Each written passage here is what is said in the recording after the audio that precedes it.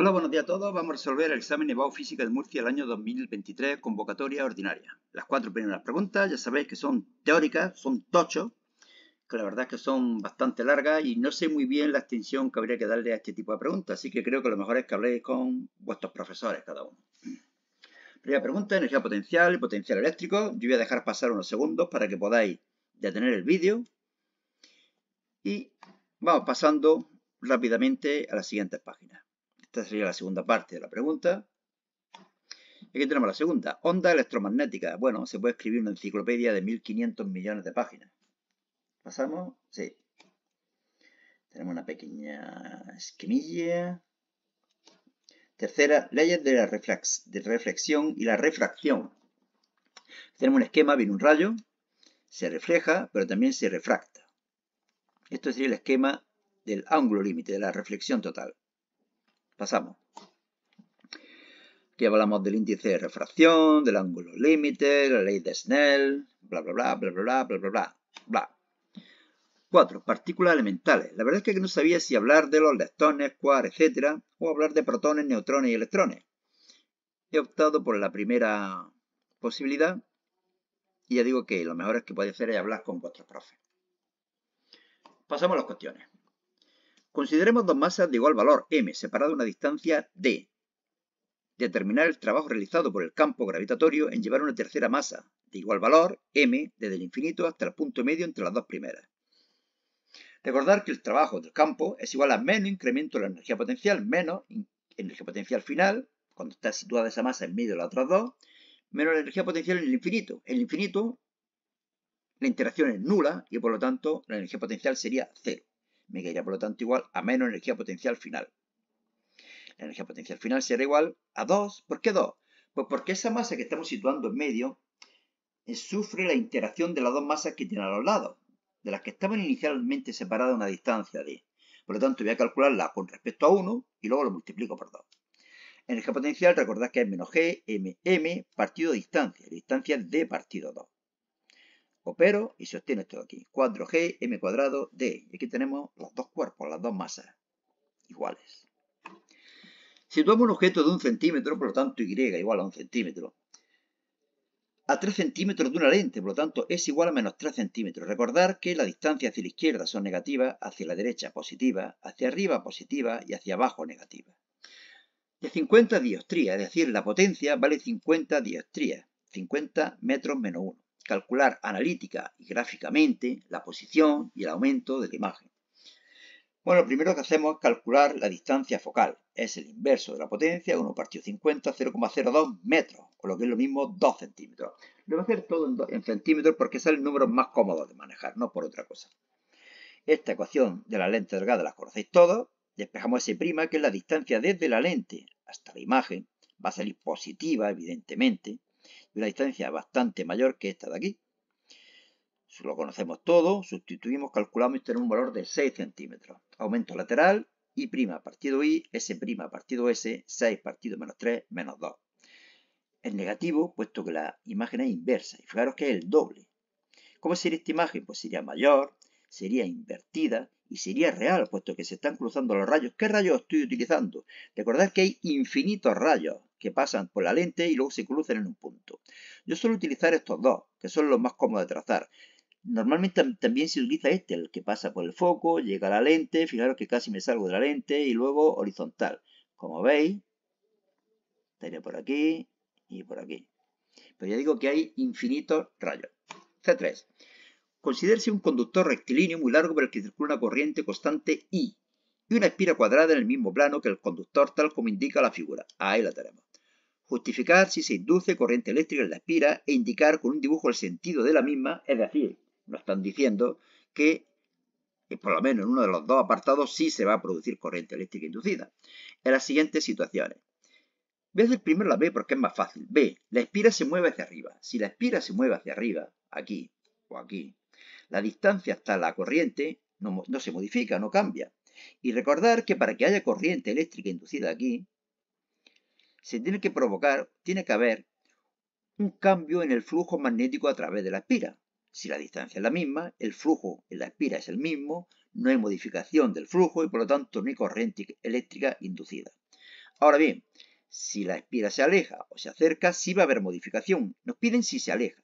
Si se aleja, el flujo magnético que va hacia afuera va a decrecer. ¿Por qué sabemos que va hacia afuera? Bueno, recordad la regla de la mano derecha o la del destornillador. Si el destornillador tiene que ir hacia arriba, tendría que girar así y entraría las líneas de campo hacia afuera. Entrarían por detrás en la espira y saldrían hacia afuera. O la regla de la mano derecha, como la mayoría de los profesores lo explican. Este campo magnético, este flujo magnético está decreciendo al avanzar hacia la izquierda la espira y por lo tanto se va a crear una corriente eléctrica que crea un campo magnético hacia afuera también. Regla de la mano derecha, para que aquí se cree un campo magnético hacia afuera, la corriente eléctrica tiene que tener este sentido. Sentido contrario a las agujas del reloj. Y pasamos. 4. Indique qué partículas se emiten y el tipo de desintegración en cada uno de los pasos de la siguiente serie radiactiva. Polonio, plomo, bismuto, polonio. Aquí no conocemos qué partícula hay, pero lo que sí sabemos es que el superíndice se debe conservar y el subíndice también. 84 es igual a 82 más un número que es 2, evidentemente. 216 es igual a 212 más un número que es 4. Esto sería el helio 24, radiación alfa. 82, 83 menos 1, 212, 212, 0. Un electrón, radiación beta negativo, y aquí lo mismo. Y aquí tenemos un alfa Romeo. Qué cochazo, ¿no? Más lo he puesto más estilizado, ¿eh? He cogido, he estirado la imagen hacia la derecha, alargándola para que sea más estilizado. Pasamos. Empezamos con los problemas. Didymos es el nombre de un asteroide alrededor del cual orbita otro más pequeño llamado Dimorphos. En septiembre de 2022, la sonda bla bla bla bla bla bla bla bla bla. Antes del impacto, el periodo orbital de alrededor de Didymos era de 12 horas. Suponiendo, hay que pasar a segundo, ¿eh? Siempre tener en cuenta los problemas casi antes de pensarlo en las unidades. 12 horas a segundo. Se me clava en la cabeza. Suponiendo que las órbitas son circulares, como siempre va a ocurrir en los problemas de segundo bachillerato, y que Didymos es esférico, calcular A, la velocidad de escape desde la superficie de Didymos. Lo primero que hago es deducir la ecuación que me da la velocidad de escape, para lo cual recordamos que la energía mecánica tiene que permanecer constante desde que el objeto se encuentre en la superficie del asteroide hasta que se aleja a una distancia infinita.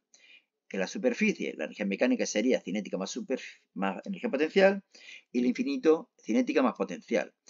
Pero la potencial en el infinito es cero, no hay interacción y suponemos que llega con una velocidad nula para que la velocidad que obtengamos sea la menor posible. Deducimos a partir de aquí la velocidad de escape, sustituimos, calculamos y obtenemos un valor de 0,414. Recordar que la Tierra era 11.000, pero claro, es que el asteroide es una mierdecilla comparada con nuestro planeta. Apartado B. El radio orbital de Dimorphos alrededor de Didymos antes del choque. Aquí lo tenemos. Esta ecuación la conocéis todos y yo creo que se puede poner sin ningún problema. Pero bueno, también se puede deducir diciendo que la fuerza de atracción gravitatoria es igual a la fuerza centrípeta. Gravitatoria, centrípeta, ecuación. Pero nos dicen que la órbita es circular, por lo tanto la velocidad es constante, espacio partido tiempo, 2πr partido t. La velocidad al cuadrado sería igual esto al cuadrado, igual que esto al cuadrado. De aquí despejamos el radio, el periodo, lo que me haga falta. En este caso, el radio de la órbita. Ese radio de la órbita lo llamo R1, puesto que luego se va a modificar. Sustituyo, calculo y obtengo un valor de 1163,9 metros. Recordar, horas a segundos. C. Variación de la energía mecánica que experimentó Dimorphos si tras el impacto pasó a una nueva órbita, con un periodo 32 minutos menor que antes. Vamos a calcular la nueva órbita. El tiempo es lo que cambia aquí. Entonces las 12 horas las paso a minutos, le resto los 32 minutos y los paso a segundos. Calculo y obtengo un valor de 1129,1. Y ahora también deduzco la expresión que me da la energía mecánica. Que la queréis poner directamente, no creo que haya ningún problema. Pero si la deducí, mejor. Energía mecánica, cinética más potencial, cinética más potencial, cinética más potencial, y me queda esto de aquí. Menos GMM partido 2R. ¿Cuál va a ser el incremento de energía mecánica? La energía mecánica final menos la inicial. Sacamos factor común, el signo menos, la G, la masa, el 2, y me quedaría aquí 1 partido R2 menos 1 partido R1. Este signo menos cambia el paréntesis y me queda así. Sustituimos, calculamos y obtenemos un valor de menos 1,77 por 10 elevado a 6 julios. Bueno, Este es el problema responsable de que haya tenido que repetir el vídeo, porque me había equivocado en una chorrada que os voy a decir ahora. Un motor oscila armónicamente en el eje vertical y unido a una cuerda tensa tal que excita en ella un movimiento ondulatorio que se propaga a lo largo del eje X. Yo he supuesto que se propaga hacia la derecha en el eje X. Y ahora os diré en qué cambiaría si no se propagara hacia la derecha. En un cierto instante, la distancia entre los dos máximos consecutivos de la cuerda es 50 centímetros. Es decir, longitud de onda 50 centímetros. Si queréis, lo podéis poner en metros. 0,5 metros. Y el mínimo tiempo que tarda un punto de la cuerda en pasar de la elongación máxima a la elongación nula, es decir, un cuarto del movimiento, estamos pasando de arriba a en medio. Pero para volver a la posición inicial tendríamos que hacer de arriba a en medio a abajo, de abajo en medio y en medio arriba. Es decir, como 4 trayectos. Me están diciendo el tiempo que tarda en uno de esos 4 trayectos, que es un segundo, por lo tanto el periodo, 4 segundos. Otras cosillas que nos dan para calcular, como veréis ahora, la ecuación. Además, sabemos que la velocidad vertical máxima de un punto de la cuerda es 5pi centímetros por segundo. Centímetros, hay que tenerlo en cuenta. Y que para t igual a 0, la cuerda en el origen del eje tiene una elongación máxima. Es decir, que la elongación para t igual a 0 y para x igual a 0 es igual a la amplitud. Y ahí me había equivocado yo. Ahí había puesto igual a 0. No. La elongación para t igual a 0 y x igual a 0 vale a, la amplitud. Determinar a, otra a, mucha a. La frecuencia y velocidad de propagación de la onda. Frecuencia, un cuarto de periodo, 0,25 Hz. Velocidad lambda por f, 0,125 metros por segundo o, lo que es lo mismo, 12,5 centímetros por segundo. B. Ecuación del movimiento ondulatorio. Esta es la ecuación general del movimiento ondulatorio. I igual a seno de omega t menos kx más phi sub 0. Este signo menos se debe a que la onda se propaga hacia la derecha. Si se propagara hacia la izquierda, aquí habría un signo más. Podría haber optado por poner aquí más menos. Sí, pero también yo creo que se puede decir perfectamente que suponemos que se propaga hacia la derecha y explicar que eso significa que este signo va a ser negativo. ¿De acuerdo? No está escrito, la explicación está, pero la estoy diciendo. Vamos calculando todo lo que me hace falta. Me hace falta calcular A, omega, K y phi sub 0. Omega, 2pi por f, pi medio. K, 2pi partido lambda, 4pi. Ya conocemos dos cosas, omega y K. Me faltan A y phi sub 0. Fijaros que me dicen que la velocidad máxima era 5pi, ¿no? Centímetros por segundo. La velocidad es la derivada de la elongación con respecto al tiempo. Sería A, omega, coseno del mogollón. La velocidad máxima será cuando todo esto valga 1. Y valdrá, por lo tanto, A por omega. Velocidad máxima en valor absoluto. La amplitud será igual a la velocidad máxima partido omega, 5pi centímetros por segundo dividido pi medio, lo que es lo mismo 10 centímetros, igual a 0,1 metro. Y nos falta solamente phi sub 0. Y aquí es donde me había equivocado. Es una chorradísima. Me decían que la elongación para t igual a 0 y x igual a 0 era 0. No, era 0, no. Era máxima, ¿ves? Otra vez me estaba equivocando. Era máxima. Por lo tanto, vale A. Es decir, que 0 de todo este mogollón vale 1. O sea que el mogollón, lo que hay dentro de los paréntesis, vale pi medio. Si esto vale 0 y esto vale 0, phi sub 0 valdrá pi medios. ¿De acuerdo? Y ya puedo expresar la ecuación general. Esta es la expresión general. Sustituimos. Lo he puesto en unidades internacionales 0,1 metro para que esto salga en metros. Omega t, kx, phi sub 0. Como veis, me había equivocado en esta chorrada, pero luego lo había hecho bien. Solamente había puesto aquí un 0 y luego había deducido que era pi medio. Se puede considerar un error tonto, que no de mucha importancia, o se puede considerar que son dos errores. Te equivocas al poner aquí un 0 y te equivocas al deducir que a partir de 0 deduces que es pi medio, y no sería pi medio, sería 0. C. Diferencia de fase en el mismo instante entre dos puntos que distan 37,5 centímetros en la dirección de propagación. Para esto tenemos que recordar que puntos separados por una longitud de onda están desfasados en 2 pi radianes. Por lo tanto, una regla de 3, o lo que es lo mismo, el incremento de fase, el desfase, será igual a delta x, la distancia que separa los dos puntos, partido lambda y por 2 pi. Y lo que mide será radianes. 1,5 pi radianes. Seguimos. Penúltimo problema. Consideremos dos placas planas paralelas infinitas A y B separadas a una distancia de 3 centímetros. Esta distancia, 3 centímetros X e Y. Entre las que existe un campo eléctrico uniforme y constante de menos 2 por 10 elevado a 5 J Newton por Coulomb, es decir, hacia abajo. Este signo menos indica que el campo eléctrico es hacia abajo. Lo que está en rojo lo he puesto yo, Lo que venía en el enunciado, lo que está en negro. Por el punto O, es decir, aquí, equidistante de las placas, por lo tanto, 1,5 centímetros y 1,5 centímetros, penetra un protón con velocidad inicial 5 por 10 elevado a 6 i, es decir, que se mueve hacia la derecha, a una velocidad altísima. Determinar A. Vector aceleración que actúa sobre el protón, velocidad constante hacia la derecha, pero debido a que hay un campo eléctrico hacia abajo, va a hacer que aquí haya un movimiento parabólico. La carga es positiva, es un protón. Por lo tanto, la aceleración que va a sufrir, la fuerza y por lo tanto la aceleración que va a sufrir, tiene el mismo sentido y dirección que el campo eléctrico. Si fuera negativa iría hacia arriba, pero como es positiva va hacia abajo. No abajo, verticalmente. Iba hacia abajo, iba hacia la derecha y la aceleración hace que caiga. Sería un tiro parabólico como cuando lanzamos una piedra horizontalmente. ¿De acuerdo? Tiro parabólico de cuarto era eso. Determinar A, el vector aceleración que actúa sobre el protón. Pues fuerza igual a masa por aceleración, despejamos la aceleración. Fuerza será igual a Q por E, fuerza que ejerce el campo eléctrico. La carga, el campo eléctrico, menos 2 por 10 elevado a 5 J y 1,7 por 10 elevado a menos 27. Por lo tanto, la aceleración será vertical hacia abajo y con un valor de menos 1,88 por 10 elevado a 13 J metros segundo cuadrado. Dibujar cualitativamente la trayectoria que sigue razonando la respuesta. Ya digo que sería un tiro parabólico, como cuando lanzamos una piedra, velocidad constante hacia la derecha y una velocidad cada vez más grande hacia abajo. Por lo tanto, el resultado de los dos movimientos sería un tiro parabólico en este sentido, hacia la derecha y hacia abajo. B. Vector velocidad del protón cuando alcanza la placa B. Cuando llega aquí, va a tener dos velocidades, la hacia la de la derecha, que permanece constante. Esta parte es casi como si fuera un apartado de cuarto de la S. Y una velocidad hacia abajo, que podemos calcular por cinemática, como siempre. Aquí lo tenemos. Recordar que podíamos aplicar dos ecuaciones, la del espacio y la de la velocidad, pero juntando las dos, uniendo las dos, obtenemos esta ecuación. Velocidad al cuadrado, velocidad inicial al cuadrado más 2AE. Como estamos todos en movimiento vertical, pues velocidad vertical y aceleración vertical. Lo conozco todo, 7,51 por 10 elevado a 5 metros por segundo hacia abajo. Por lo tanto, cuando lo ponga vectorialmente, que aquí lo pongo, tendré que poner signo negativo y vector J.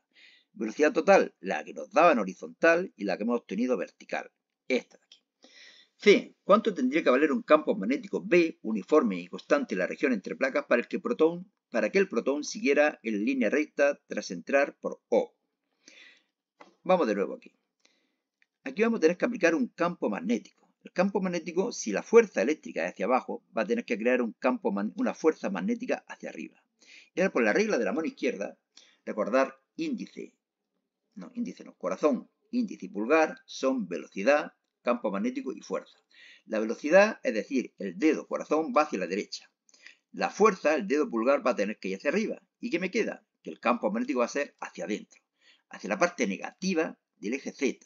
Por lo tanto, cuando tenga el módulo, vectorialmente vamos a tener que ponerle un signo menos y un vector unitario K, como aquí aparece. ¿Qué vamos a hacer? Igualar los módulos de las dos fuerzas, de la magnética y de la eléctrica. Magnética, eléctrica, despejamos B, lo conozco todo, y obtener un valor de 0,04 teslas. Y como hemos dicho, negativo, vector unitario K. De esa forma, el protón sigue en línea recta con velocidad constante, de 5 por 10 elevado a 6 i. Cuarto problema y último. Tenemos ya 18 minutos, no hay forma de tardar menos de 20. La figura muestra la energía cinética máxima de los electrones emitidos por una lámina de aluminio en función de la frecuencia F de la radiación electromagnética incidente. A. Determinar la longitud de onda umbral y el trabajo de extracción o función trabajo en electronvoltios. Fijaros que aquí no hay emisión, no hay energía cinética, no hay emisión de electrones hasta que no llegamos a una frecuencia de 1 por 10 elevado a 15 hercios. Tened cuidado porque yo aquí, ¿qué es lo que había leído? 1,1. No es 1,1, es 1 por 10 elevado a 15. La verdad es que este 1 sobra. Esa es la frecuencia umbral, a partir de la cual aparece el efecto fotoeléctrico. Y a partir de ahí vamos a poder calcular la longitud de onda umbral y el trabajo de extracción. Velocidad es igual a lambda por F. Sacamos lambda sub 0, W sub 0, es decir, trabajo de extracción H por F sub 0, lo pasamos a Julio dividiendo por la carga en valor absoluto electrón, 4,14 electronvoltios. Apartado B. Calcular la velocidad máxima de los electrones emitidos cuando incide una radiación de 4 por 10 elevado a 15 Hz. Ecuación de Einstein. Así como la longitud de onda de de Broglie. Fácil, ¿no?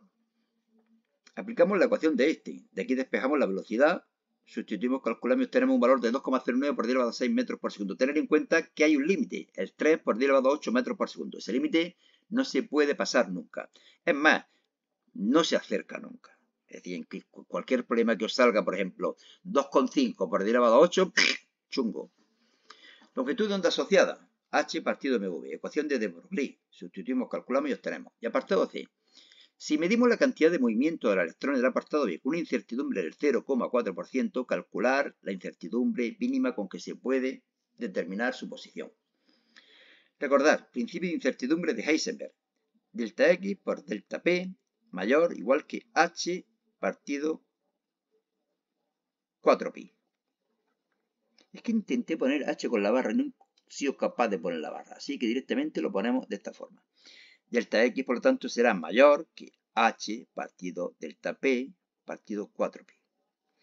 H lo conocemos. ¿Cuánto valdría? Bueno, aquí el 4pi. ¿Cuánto valdría el incremento, el error, la incertidumbre